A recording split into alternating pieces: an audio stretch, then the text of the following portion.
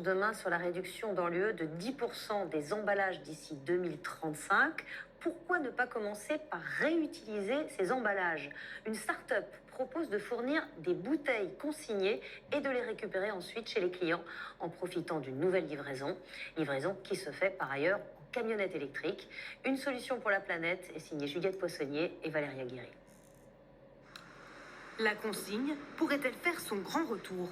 C'est le pari de cette société près de Lille. Elle vend et livre des produits alimentaires uniquement dans des contenants en verre. Bonjour, livraison le fourgon. 2 fois par mois, Gaëtan Ecker approvisionne cette cliente. Des bouteilles de soda et d'eau pétillante. Le plastique, il y a un moment donné où il faut que ça s'arrête. Il y en a beaucoup. Quand on regarde nos poubelles, on s'en rend compte.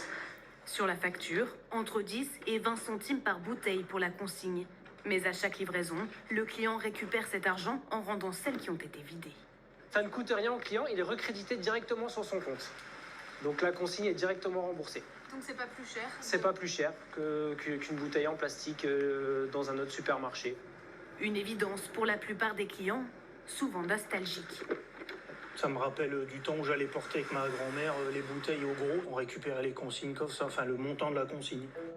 La consigne a longtemps fait partie des habitudes des Français, jusqu'à sa disparition dans les années 70-80 au profit du plastique. Aujourd'hui, cette entreprise basée à Lille tente de la réhabiliter. Vous avez à la fois beaucoup de produits locaux, mais aussi des grandes marques comme Coca-Cola ou Regina. En 2 ans, la start-up s'est développée dans une vingtaine de villes. Mais à l'origine, il n'était que 3. Des amis trentenaires qui font un constat. On était très simplement à 3 en train de boire une bière et on se dit mais c'est quand même dingue que cette bière, cette bouteille, elle aille dans une poubelle alors que les assiettes, elles vont dans la machine à laver, quoi.